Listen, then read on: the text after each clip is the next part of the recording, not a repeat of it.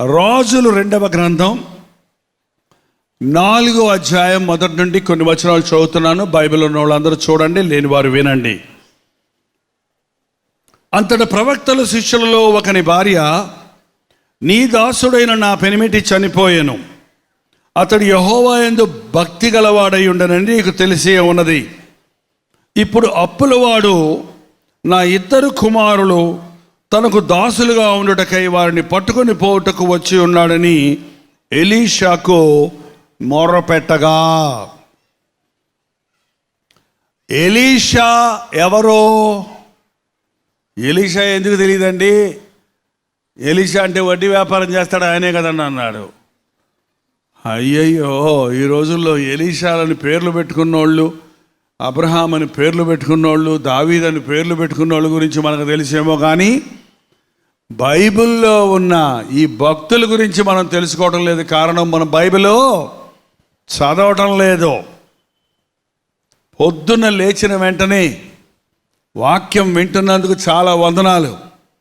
విన్న వాక్యం మనసులో ఉంచుకుంటున్నారా, లేకపోతే విని ఈ చెవితో వదిలేస్తున్నారా? వదిలేయకూడదు. అంత 30 నిమిషాల ప్రోగ్రాం మీకు గుర్తుండకపోయినా, నీ మనస్సుకు అవసరమైన, నీ హృదయాన్ని తాకిన మాటని, ఒక వాగ్దానాన్ని, ఒక ఆదరణను, ఒక హెచ్చరికను నీ మనసులో ఉంచుకొని ఆ రోజంతా నీవు దాన్ని అనుసరిస్తే, ధ్యానిస్తే దీవించబడతావు. ఎలీషా ఒక ప్రవక్త కాకముందు ఆయన ఎవరో? ఒక భూస్వామి. ఎవరండి? 12 అరకలు పెట్టి భూమి దున్నేవాడంట. అంటే ఎంత భూస్వామో అర్థం చేసుకోండి. ఒక అరకు ఉంటేనే గొప్ప. మీకు అరకలంటే తెలియదేమో. ఇప్పుడు పల్లెటూరులో కూడా అరకలు పోయి ఏమొచ్చినాయి? ట్రాక్టర్లు వచ్చాయి. ఎన్ని ట్రాక్టర్లు ఉన్నాయన్నమాట ఆయనకి? 12 ట్రాక్టర్లు పెట్టి భూమి దున్నుతున్నాడంటే ఎంత గొప్ప భూస్వామో అర్థం చేసుకోండి. 12వ ట్రాక్టర్ ఆయనే డ్రైవ్ చేసుకుంటున్నాడంట, మిగిలిన వాళ్ళు కూలి వాళ్ళతో డ్రైవ్ చేయిస్తూ. అంత ధనము కలిగినప్పటికీ బాధ్యత కలిగిన వ్యక్తి. దేవుడు అతని యొక్క నమ్మకత్వాన్ని చూశాడు, బాధ్యతను చూశాడు. ఏలియా ఎవరో? ఇద్దరు ఒకటేనా? ఏలియా వేరు, ఎలీషా వేరు. ఏలియా ఎవరు? ఆయన ఒక దైవజనుడు. ఆహాబు కాలంలో వర్షం కురవదని చెప్పి ప్రార్థించినప్పుడు 3.5 సంవత్సరాలు వర్షం కురవలేదు. మళ్ళీ ప్రార్థిస్తే వర్షం కురిసింది. ఆయన ఒక గొప్ప దైవజనుడు, ప్రార్థనాపరుడు, దేవుని అద్భుత కార్యాలు చేసిన వ్యక్తి, ఆకాశం నుండి అగ్ని దింపిన వ్యక్తి, దేవుని చేతుల్లో బలముగా వాడబడిన ఒక దైవజనుడు. దేవుడు ఆ ఏలియాకు చెప్పాడు, నీ తర్వాత నా పరిచర్య చేయడానికి నీవు ఎలీషాను అభిషేకించాలి అని చెబితే, ఏలియా వెళ్ళేటప్పటికి ఎలీషా పొలం దున్నుకుంటూ ఉన్నాడు. అతడు దుప్పటి తీసి అతడు భుజముల మీద వేస్తే, నిన్ను దేవుడు పిలుస్తున్నాడు, ఆయన సేవకు రమ్మని అడిగితే, నాకు పని ఉంది, నాకు పొలం ఉంది, నాకు కుదరదు, నేను ఏం చేస్తాను అనే సాకులేమీ చెప్పకుండా, దేవుడు పిలిచాడా నన్ను అని తన సమస్తము విడిచిపెట్టి ఏలియా వెంబడి వెళ్ళి ఆయనకి ఉపచారము చేశాడట. ఏలియా ఆకాశానికి ఎత్తబడుతున్న సమయంలో ఎలీషా నీకేం కావాలని అడిగితే, నీ మీద ఉన్న ఆత్మలో నాకు 2 కావాలని అడిగాడు. అలాగే 2 గొప్ప సేవ చేసిన వాడు ఎలీషా. ఆ ఎలీషా దగ్గరికి ఒక ప్రవక్తల శిష్యులలో ఒకని భార్య ఒకరోజు వచ్చి, అయ్యా, నా పెనిమిటి చనిపోయాడు, అప్పులు చేసి చనిపోయాడు. ఏం చేసి చనిపోయాడు? అప్పులు చేసి చనిపోయాడు. ఇప్పుడు అప్పులోడు వచ్చి నా 2 కుమారుల్ని బానిసలుగా ఉండడానికి అప్పు తీర్చలేదు కాబట్టి బానిసలుగా ఉండడానికి తీసుకుపోవడానికి వచ్చాడు అని తన బాధను, తన వేదనను తన గోడును దైవజనుడి దగ్గర చెప్పుకుంది. మనకు బాధలు వచ్చినప్పుడు ఎవరితో చెప్పుకోవాలి? పక్కింటి వాళ్ళతో కదండి, ఎదిరింటి వాళ్ళతో. ఎవరితో చెప్పుకుంటున్నావు? ఎవరితో పడితే వాళ్ళతో నీ బాధలు చెప్పుకున్నంత మాత్రాన అవి తీర్తవా? మరింత ఎక్కువ అవుతాయా? సన్యాసి రాసుకుంటే ఏం రాలుతుంది? బంగారమా? బూడిద రాలుతుందంట. నీ బాధలు నువ్వు చెప్తుంటే అవతలాన్ని చాలు ఊరికో వదిన, నాకున్న బాధలు ఎన్ని ఉన్నాయో తెలుసా అని ఆమె బాధలు చెప్పుద్ది. అయ్యో అక్క, అయ్యో వదిన, ఏం చేద్దాం ఎప్పుడంటే ఇంకేం చేస్తామే, అదిగో ఫ్యాను, ఇదిగో చీర. ఎవరు కూడా ఇలా వెరైటీగా ఊరేసుకోలేదు. అందరూ ఒక్కొక్కళ్ళే చేస్తున్నారు. మనం ఇద్దరు ఒకసారి చేద్దాము. ఒక్క చీరతో ఒక్క ఫోటోతో ఇద్దరు చచ్చారని రేపు ఈ టీవీలో, ఆ టీవీలో, ఓ టీవీలో చెప్పుకుంటారు అని ముగింపుకు వస్తారు. అంతే కదండి. వాళ్ళకి సమస్యలకు విరుగుడు లేదు.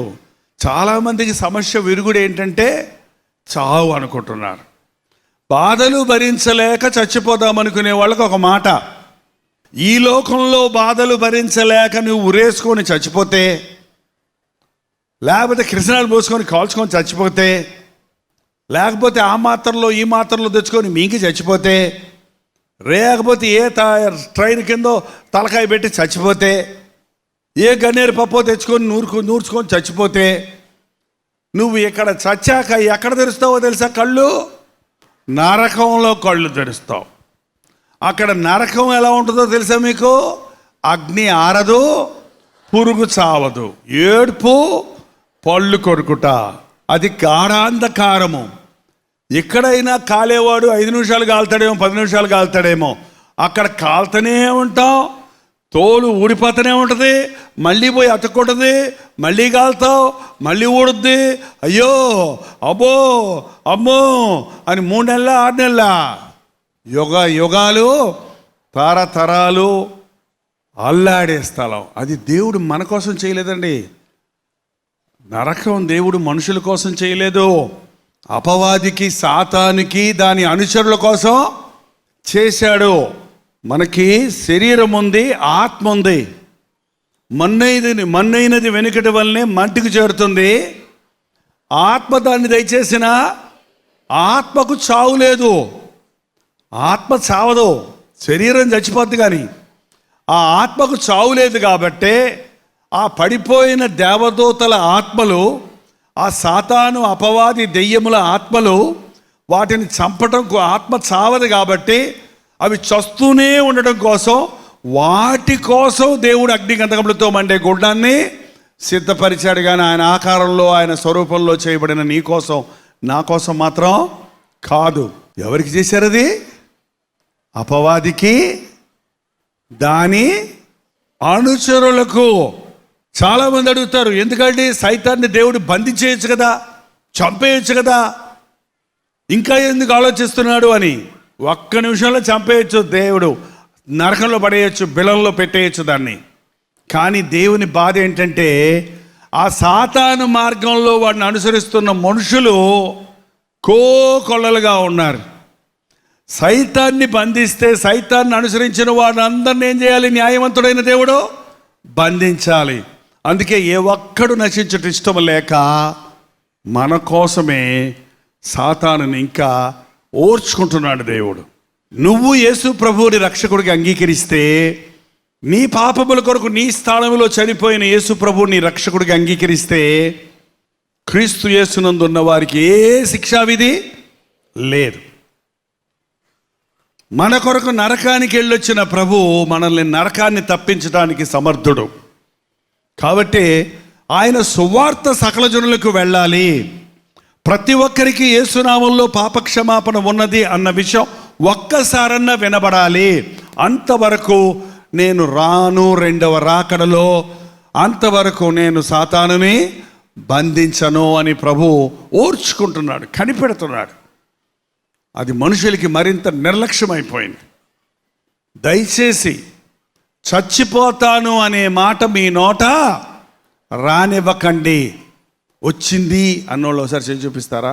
చచ్చిపోతాను అన్నానండి, అనుకుంటున్నానండి అప్పుడప్పుడు ఒకసారి అనుకున్నానని అన్న వాళ్ళందరూ చేయి చూపిస్తారా? ఏం పాపం ఏం కాదు, తప్పేం కాదు, చూపించండి.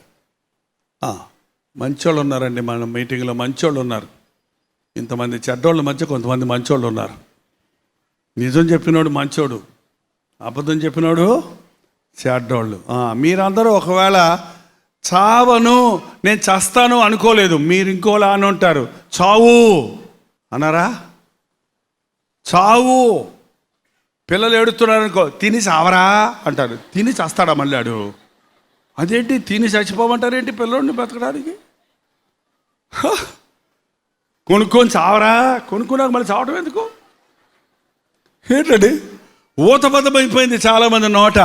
మీ నోట నుండి చావు అనే మాట రాకూడదు ఈ రోజు నుంచి.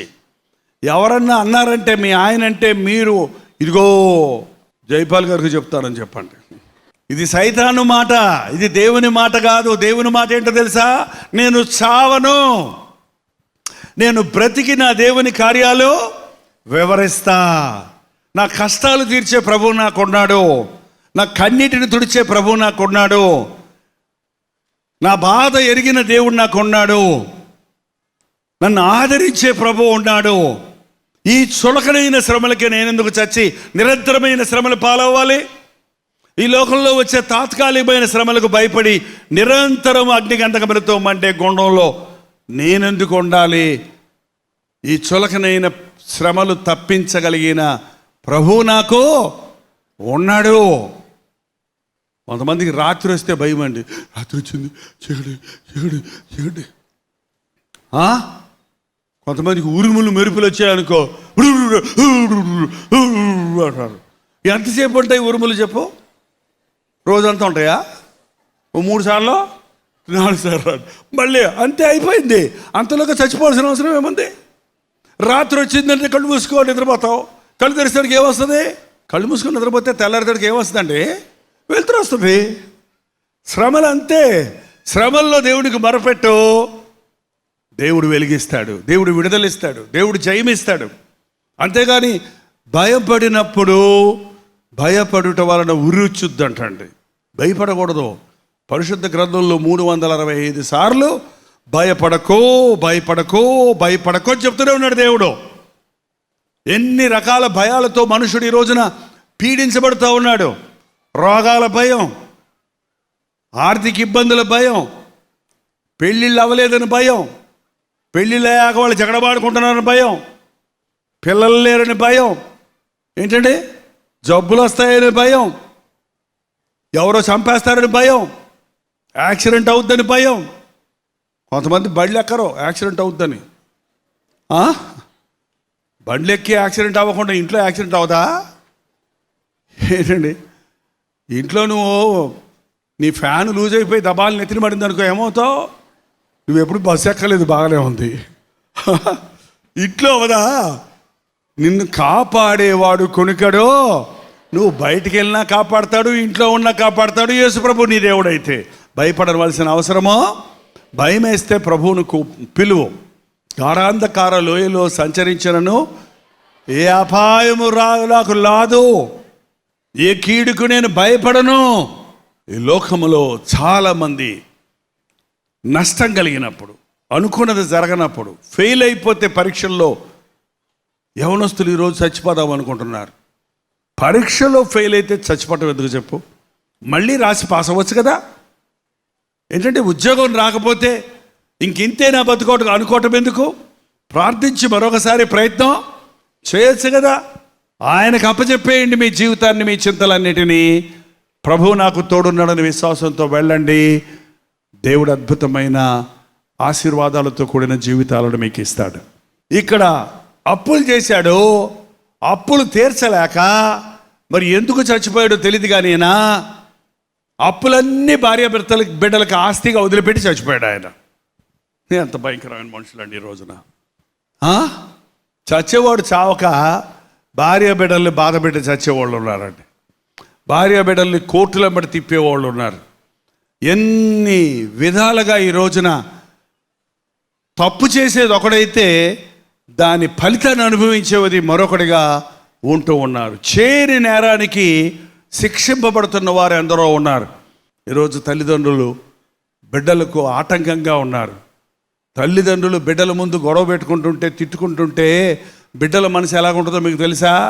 మీకు తెలియదు, బిడ్డలకే తెలుసు. అది ఎరా మీ అమ్మ రైటా నేను రైటా అని అడిగితే ఏం చెబుతాడు ఆ పిల్లోడు? నీ కుడికని కావాలా ఎడకని కావాలంటే ఏ కని కావాలని చెప్తాడండి? ఏ కాలు కావాలని చెప్తారు? అమ్మ మీద ప్రేమ ఉంటుంది, నాన్న మీద. అమ్మ నాన్న బాగుంటేనే బిడ్డల ముఖాల్లో నవ్వు ఉంటుంది. వాళ్ళు చదువుకుంటే పాస్ అవుతారు. పాస్ అవ్వలేదు దరిద్రుడా అని తిడుతుంటావు. నువ్వేమో రోజు తిట్టుకుంటుంటే మీ గురించి ఆలోచిస్తూ వాడు చదువుకోకుండా మనసు నెమ్మది లేక ఫెయిల్ అయిపోతే మళ్ళీ వాడినంటే ఏం ప్రయోజనం? ఆ తప్పెవరదే? నీదే. ఎంతమంది మీ ఇళ్లలో కుటుంబ ప్రార్థన చేసుకుంటారో చేయి చూపించండి. అసలు కుటుంబ ప్రార్థన అంటే ఏంటండి అని అడిగాడు ఒక ఆయన. చూడండి, ఒక నలుగురే చేయొద్దండి. ఓకే, కుటుంబాలు ఉన్నవాళ్ళు చేయొద్దండి. కుటుంబాలు ఉన్నవాళ్ళు అంటే పెళ్ళైన వాళ్ళందరండి. పెళ్ళైన వాళ్ళందరూ పొద్దున్న సాయంత్రం ఏం చేయాలి? ఒక చోట కూర్చొని, మంచం మీద చేయకండి ప్రార్థన, మంచం దిగండి, మంచం పక్కన మోకరించి కనీసం 10 నిమిషాలతో ప్రారంభిస్తే గంట సేపు కూడా మీరు ప్రార్థన. మీరు కుటుంబంలో బిడ్డలను కూర్చోబెట్టుకొని ప్రార్థన చేస్తున్నప్పుడు నరక శక్తులు, దెయ్యపు శక్తులు, రోగాలు ఇవన్నీ మీ ఇంటిలో నుంచి బయటికి వెళ్ళిపోతాయండి. ఎందుకంటే దేవుని దూతలు, యెహోవా యందు భయభక్తులు గలవారి చుట్టూ ఆయన దూత కావలి ఉంటుంది. ఇన్ని జబ్బులు ఎందుకున్నాయి నీ ఇంట్లో? ఇన్ని బాధలు ఎందుకున్నాయి నీ ఇంట్లో? దురాత్మల సమూహాలు మన ఇళ్ళ చుట్టూ తిరుగుతున్నాయి కాబట్టి మనకు మనశ్శాంతి లేకుండా చేస్తున్నాయి. మీరు దేవునికి మొరపెడితే ప్రభు తన దూతలను పంపించి దురాత్మలను పారద్రోలుతారు. ఈ రోజు నుంచి కుటుంబ ప్రార్థన చేయటమో అలవరుచుకోనండి. పాపవితను అప్పులు చేశాడు, చచ్చిపోయాడు. 2 కొడుకులు. అప్పులోడు వచ్చాడు, డబ్బులు కట్టు అంటే ఏమున్నాయి కడతానికి? ఇంట్లో ఇతర సామానులు లేవు, స్టీల్ సామాన్లు లేవు, బంగారం వెండి అసలే లేదు. అవన్నీ ఉంటే ఎత్తుకుపోతారు అప్పులోళ్ళు. అవి కూడా లేవిక. కాబట్టి మీ పిల్లల్ని తీసుకుపోతాను నేను అంటే ఆ తల్లి ఏడ్చుకుంటూ దైవజనుడి దగ్గరికి వచ్చింది. ఏంటండి?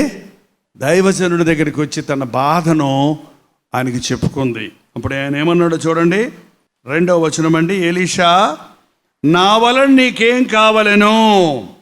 ఏం చేయమంటావమ్మా నన్ను అని అడిగాడు. అదేనండి, 1,00,000 రూపాయలు అప్పు ఇవ్వండి అని అడిగిందా? ఏంటండి, నాకు అప్పుడప్పుడు కొంతమంది ఉత్తరాలు రాస్తుంటారు, అయ్యగారు మేము చిన్న పాస్టర్లం అండి, చర్చి కట్టుకుంటున్నాము, మాకు విరాళం పంపించండి అని. ఏంటండి, నా అవతారం చూసి నేను కోటీశ్వరుని అనుకుంటున్నాను. కోట్ వేసుకున్న మాత్రం నిజమే కానీ కోట్లు డబ్బులు మాత్రం నా దగ్గర లేవు. నన్ను బట్టి గట్టిగా కొట్టి తీసుకుంటే జేబులో 2 చేతురుమాళ్ళు దొరుకుతాయి మీకు ఎవరికన్నా. ఒకటి మురికి తుడుచుకోవడానికి, ఒకటి ముఖం తుడుచుకోవడానికి. ఇంతకు మించి నా జేబుల్లో ఏం ఉండవు. నన్ను చూస్తే మాత్రం దర్జాగా ఉంటాను నేను. ఎందుకంటే నేను ఎవరిని? పరలోకపు తండ్రి కుమారుణ్ణి, దేవుని సేవకుణ్ణి. నేను చినిగిపోయిన చొక్కా వేసుకొని, తెగిపోయిన చెప్పులు వేసుకొని, యేసు ప్రభువు నమ్ముకోండి అంటే నువ్వు నమ్ముకున్నావు జాలేయ్యా, ఇక మమ్మల్ని కూడా నమ్ముకోమంటున్నావు, సంచి తెలుసుకొని తిరగమంటావా, చెప్పించుకొని అడుక్కోమంటావా అనరా? మనం పరలోకపు దేవుని బిడలం కాబట్టి ఘనంగా ఉండాలి. విలువైన వస్త్రాలు అక్కర్లేదు కానీ శుభ్రమైన వస్త్రాలు వేసుకోవాలి. ఆడంబరాలు అక్కర్లేదు కానీ ఒక క్రమంగా డీసెంట్గా ఉండాలి. ఎందుకంటే మనం దేవుని ప్రతినిధులుగా ఉన్నాం. సేవకుల దగ్గర డబ్బులు అడగటం చాలా చెడ్డ అలవాటు అండి. అది సేవకుల దగ్గర డబ్బులు అడగాల్సిన పని లేదు. సేవకుల దగ్గర ఏమడగాలి? ప్రార్థనా సహాయం అడగాలి. ఏ సహాయం? ప్రార్థనా సహాయం. ప్రార్థనా సహాయానికి మించిన వాక్యానుసారమైన సలహాలు మనకి ఎంతో అవసరం అండి. మనకొచ్చే జబ్బుల్లో 100కి సగం జబ్బులు మన అవివేకం వల్లే వస్తున్నాయి. ఎందుకు వస్తున్నాయి? జబ్బు వచ్చినప్పుడల్లా సైతాన్ని పంపించాడు అనకండి. నువ్వే చేతులు కడుక్కోకుండా తింటే ఏమవుతుంది? పొట్టలో రాదా జబ్బు?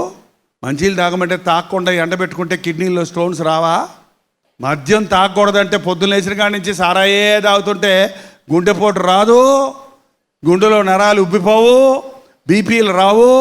కోపపడు కుడి అని దేవుని వాక్యం చెప్తుంటే సుర్రు తిర్రు సుర్రు సుర్రు సుర్రు సుర్రు అంటుంటే బీపీ పెరిగిపోదు, పక్షవాతం వచ్చి కాళ్ళు చేయి పడిపోదు, పోతే. తినొద్దురా ఏది పడితే అదే అని చెబితే వద్దన్నదే తింటా కూర్చుంటే, కొవ్వు పదార్థాలు తింటా కూర్చుంటే ఏమైపోద్దండి? మనం తినే ఆహారాన్ని బట్టే మన రోగాలు ఎక్కువ అవుతున్నాయి. తినకూడనివి తింటున్నాం, తినవలసినవి తినటం లేదు. తోటకూర తింటారా మీరు? ఇట్లా అడుగుతుంటానండి. మీరు కొంతమంది తోటకూర అనగానే గుర్తొస్తుంది అనమాట, లేకపోతే వాక్యం గుర్తురాదు. అందుకు అడుగుతుంటాను, తోటకూర తింటారా? బచ్చల కూర, గోంగూర, మునక్కూర. మీ అబ్బాయికి ఉండి పెడితే గడ్డి పెట్టావు, గడ్డి. చికెన్ ఏది? చికెను, గడ్డి. ఏం కావాలి? చికెన్ కావాలి. చికెను తిని చికెన్ గునియా వచ్చిందంటారు. ఏంటండి? ఎప్పుడు చూసినా మాంసాహారం, మాంసాపేక్ష ఒంటిని చెడగొట్టేది. కాబట్టి మనుషులు రకరకాల జబ్బుల పాలైపోతున్నారు. నీ దేహాన్ని, చెడుపు దాన్ని దూరంగా ఉంచుకోమని దేవుని వాక్యం చెబుతుంది. ఎలీషా దగ్గరకు వచ్చి అడిగితే, ఏం చేయమంటావు మా నన్ను? నీ దగ్గర ఏముంది అని అడిగాడు. నీ దగ్గర చూడండి, దేవుడు ఎప్పుడు కూడా శూన్యంలో నుంచి ఏం చేయడండి. ఆయన నీ దగ్గర ఉన్నదాన్ని దీవిస్తాడు. మాయలు చేసేవాడు కాదు మన దేవుడు. చెప్పండి, మాయలు చేసేవాడు కాదు మన దేవుడు. బూటకాల దేవుడు కాదు ఈయన, యథార్థమైన కార్యాలు చేసేవాడు. ఆయన నిన్ను ఆశీర్వదించాలంటే నీ దగ్గరున్నది ఆయన చేతుల్లో పెట్టాలి. 5,000 మంది పురుషులు, లెక్కించలేనంత మంది పిల్లలు, స్త్రీలు ఉన్నారండి అక్కడ. ఇంచుమించు 20,000 మంది ఉన్నారు. వాళ్ళందరికీ భోజనం పెట్టమంటే శిష్యులు అన్నారు, అబ్బా ఇంత కొనాలంటే 250 దీనారాలు కావాలి, ఎక్కడెక్కడ కొట్లు లేవు కొనటానికి అని లెక్కలు వేసుకుంటుంటే ప్రభు ఏమన్నాడు తెలుసా? మీ దగ్గర ఏముంది అంటే, ఒక అబ్బాయి వచ్చాడంట ముందుకి. ఏముందంట అబ్బాయి దగ్గర? నా దగ్గర 5 రొట్టెలు 2 చేపలు ఉన్నాయి. ఎంతమంది ఉన్నారు? 20,000 మందికి 5 రొట్టెలు 2 చేపలు అంటే పక్కపక్క నవరా. కానీ ప్రభు ఏమన్నాడు? అది నా దగ్గరికి తీసుకురా. అది ఆయన చేతుల్లో పెట్టినప్పుడు ఆయన ఆశీర్వదించి ఇచ్చాడట. అది పంచుతూ ఉంటే వస్తూ ఉంది. మెక్కి తిన్నారు ఒక్కొక్కళ్ళు, మొక్కలు కింద పడేసి అంత తిన్నారు. అందరూ తిన్న తర్వాత 12 గంపల మొక్కలు ఎత్తారు. ఆ దేవుడేనా మన దేవుడు? అవునా కాదా చెప్పండి. మరి నీ ఇంట్లో కరువు ఉన్నప్పుడు ఏం చేస్తున్నావు? నీ ఇంట్లో అప్పు ఉన్నప్పుడు ఏం చేస్తున్నావు? నీ ఇంట్లో తిండి లేనప్పుడు ఏం చేస్తున్నావు? నీకు కష్టం వచ్చినప్పుడు ఏం చేస్తున్నావు? నీ దేవుని సన్నిధికి వెళ్ళి నీ దగ్గర ఉన్నదాన్ని దీవించమని అడుగుతున్నావా? ఏలియా అన్నాడు, నాకు ఒక రొట్టె చేసి తెచ్చి ఇచ్చి తర్వాత నువ్వు నీ కుమారుడు తినమంటే ఆమందే, అయ్యా తొట్టిలో కొంచెం పిండి, బుడ్డిలో కొంచెం నూనె ఉంది, చివరగా ఒక అప్పం చేసి పిల్లోడికి ఇచ్చి ఆ తర్వాత ఇంకా అట్లాగే చచ్చిపోదాం అనుకుంటున్నావు, పొల్లలు ఏరుకోవడానికి వచ్చాను అందండి. ముందు నాకు ఒక రొట్టె తెచ్చిపెట్టు, తర్వాత నువ్వు నీ పిల్లోడు తినమంటే ఆమె విశ్వాసంతో ఆ దైవజనుని మాటకు లోబడింది. పిండి తీసి రొట్టె చేసింది, దైవజనుడికి ఇచ్చింది. మళ్ళీ పిండి తీసి రొట్టె చేసింది, కుమారుడికి ఇచ్చింది. మళ్ళీ చేయబడితే మళ్ళీ వచ్చింది, తను తింది. అలాగూ కరువు కాలం అంతా తొట్టిలో పిండి తక్కువ కాలేదు, బుడ్డిలో పిండి నూనె అయిపోలేదు. పొద్దున కొంటారు, సాయంత్రం బియ్యం లేవు అంటారు కదండి. బియ్యం డబ్బా ఉందా మీ ఇంట్లో? బియ్యం బస్తా ఉందా? కొంతమంది బస్తాలే పెట్టుకుంటారు, 2 నెలలకు సరిపోయినన్ని, సగమేమో ఎలకలు తింటుంటాయి. కొంతమంది డబ్బాలు రేషన్ తెచ్చి పోసుకుంటుంటారు. పోసినప్పుడు నువ్వు బియ్యం తీస్తున్నప్పుడల్లా ప్రభా నా ఆహారాన్ని ఆశీర్వదించు, నా జీతం తక్కువ, నా రాబడి తక్కువ, నా బిడ్డలకు సమృద్ధిగా నేను ఆహారం పెట్టాలి, నా చేతి పనులు దీవించు, నా ఆహారాన్ని ఆశీర్వదించమని ప్రార్థన చేసి చూడండి. జీలకర్ర డబ్బాలో జీలకర్ర అవ్వదు, సీసాలోని నూనె ప్లాస్టిక్ ప్యాకెట్లా, సీసాల్లో బయట ప్లాస్టిక్ ప్యాకెట్ తోటే ఉంచేస్తారు, ఇప్పుడు పడిపోద్ది ఒక్కటే, మొత్తం కేజీ నూనె ఒకరోజు అయిపోయింది, మళ్ళీ 2వ రోజు నూనె లేదంటారు. ఏంటండి? భక్తికిను బ్రతుక్కి చాలా దగ్గర సంబంధం ఉంది.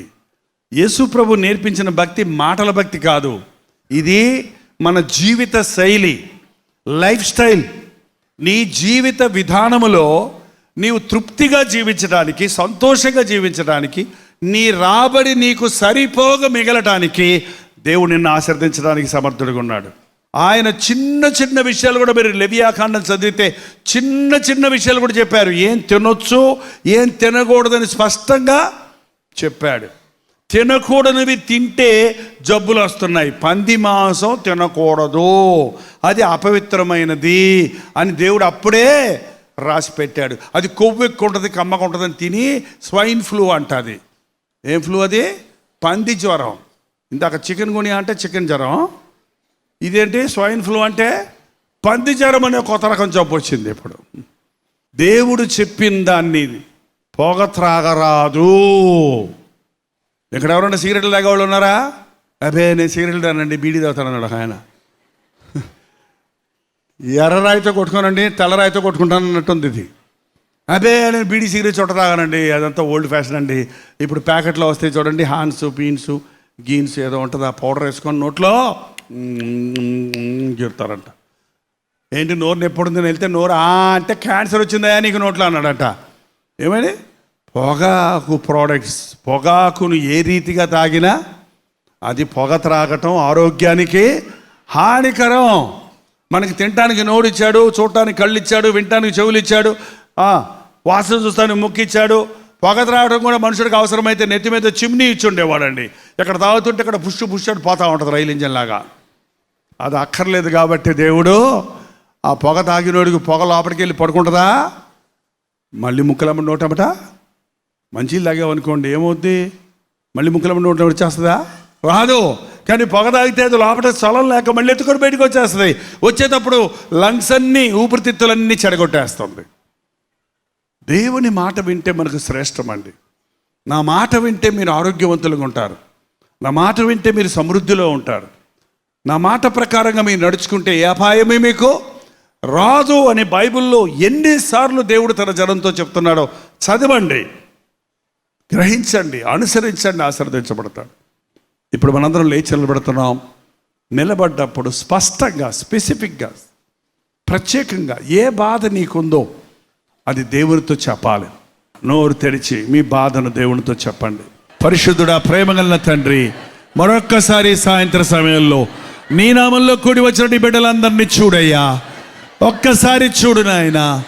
ఏ మనసులో ఏ దిగులుందో, ఏ ఇంటిలో ఏ బాధ ఉందో, ఏ కుటుంబంలో ఇంకా తాగుబోతులు ఉన్నారో అటువంటి కుటుంబాలని రాత్రి విమోచించు నాయన. నజరేయుడైన యేసుక్రీస్తు నామంలో ప్రతి తాగుబోతును విడుదల చేయించున్నాము తండ్రి. ఏ కుటుంబంలో అప్పులు ఉన్నాయో, రుణ బాధలు ఉన్నాయో ఆ కుటుంబాల్లో ఆశీర్వాదము దయచేయి. వారి కష్టార్జితాన్ని దీవించు నాయన. ప్రతి ఆర్థిక ఇబ్బంది నుంచి విడుదల చేయించున్నాము నాయన. ప్రతి కుటుంబ సమస్యల నుంచి విడుదల కలుగు చేయము తండ్రి.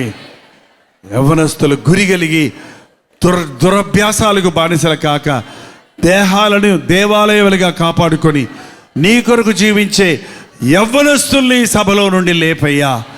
ఈ ప్రాంతాలంతా నీ సువార్త ప్రకటించబడడానికి అనేకులు నిత్య నరకము నుండి తప్పించబడి పరలోక రాజ్య వారసులవుటకు సహాయం చేయి.